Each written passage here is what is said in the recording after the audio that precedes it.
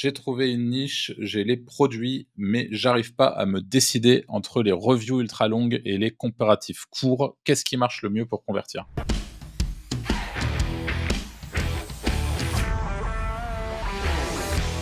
En fonction de la niche, moi, je trouve. Je sais pas quel est votre point de vue là-dessus, mais en général, tu quand même un peu une méta de rester enfin, moi, je sais pas si c'est par réflexe ou mais je fais toujours des 1000 entre 1000 et 2000 mots la plupart du temps, à part exception, à part si la SERP, veut faire plus ou à part si la SERP veut faire moins. Mais le 1000-2000 mots, le but étant, plus qu'une histoire de longueur. Ça va plus être comment quelqu'un qui, par exemple, cherche un avis sur, MyProtein va avoir toutes les réponses qu'il pourrait avoir envie dans la page. Donc ça va être, je sais pas moi, tu vas tester le support client, tu vas tester, tu vas parler des produits, tu vas peut-être parler de, bah, je sais pas moi, MyProtein, avant c'était, des bons produits parce qu'ils étaient, ils avaient lancé, leur truc, puis après ils ont été rachetés et tu vois ce genre d'infos, ils ont été rachetés par, une autre boîte qui faisait aussi des produits, mais qui était réputée pour faire des produits de moins bonne qualité. Est-ce que ça a changé? Est-ce que les avis, des gens, tu vois, sur, Trustpilot et tout, est-ce qu'ils ont changé?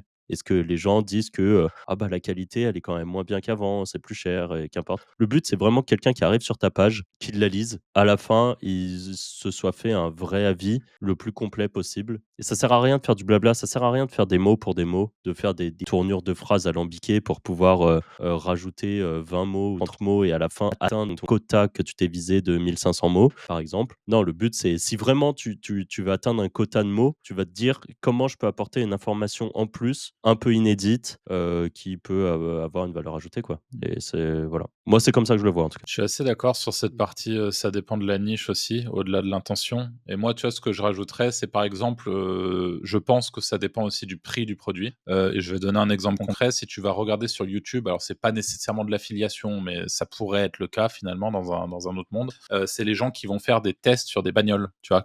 Qui font des avis, enfin ils vont dire: «Bah, j'ai testé, le Tiguan, de Volkswagen, machin, nin faut le truc» et tu vois le type qui sort de la voiture, les pneus, ils sont comme ça et la carrosserie, elle est comme ça, j'aime bien l'arrière, j'aime bien le truc. Après, il rentre dedans, il va te dire: «Bah, là, c'est sympa, l'habitacle, le truc, la matière, le siège, le machin» et ensuite, il va se mettre à rouler. «Ah bah, là, elle est un peu tape-cul et là, les trucs et on est dans la montagne et là, on est dans les routes et elle tient bien la route» et en fait, tout ça, c'est en fonction, je pense, si tu t'apprêtes à acheter quelque chose qui coûte 20 000 balles, évidemment, tu vas avoir besoin de tout savoir et tu vas être capable de passer 30-40 minutes devant une vidéo, d'un mec qui est en train de consommer ce que tu vas peut-être acheter, qui te donne tout ce que lui, tout son avis, tout ce qu'il a, ce qu'il ressent face au produit, et cetera. Je pense que quand tu t'apprêtes à acheter un matelas à 2 500 balles, matelas qui est une grosse thématique en affiliation, bon, bah, c'est pareil, tu as plutôt, envie d'avoir, une review qui est complète avec les matériaux, avec le machin, avec pourquoi est-ce que ce matelas il coûte ça et pourquoi est-ce qu'il et en fait, ça va dépendre là où, quand tu, je sais pas moi, quand tu as un produit qui est moins cher et qui demande moins de réflexion, bon, bah, peut-être que ça demande aussi et là,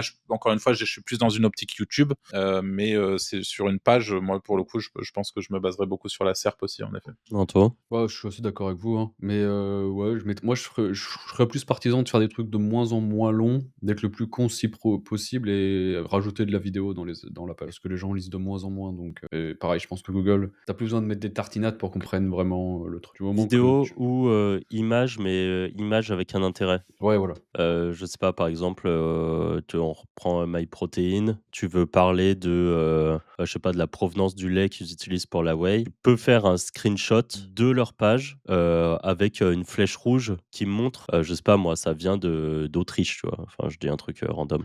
Comme ça, les gens lisent, ont la preuve grâce à l'image et continuent et ils peuvent tout le temps scroller, avoir tout le temps un peu des trucs d'image. Encore une fois, on l'a dit plein de fois, hein, mais vous venez de le dire notamment pour la vidéo, mais les gens n'arrivent plus à s'accrocher en fait. Mmh. Donc il faut rajouter des médias, par exemple TikTok s'intègre très bien, moi je trouve sur les WordPress et tout. J'ai eu plein de pages avec, des intégrations TikTok qui fonctionnent bien.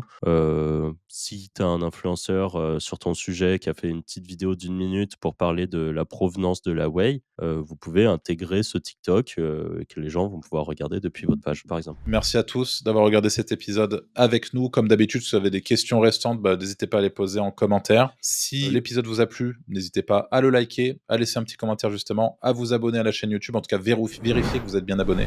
Il y en a beaucoup qui nous regardent sans être abonnés. Partagez l'épisode autour de vous et puis pourquoi pas laisser les petites étoiles sur les plateformes d'écoute. Nous, on se dit salut. Salut.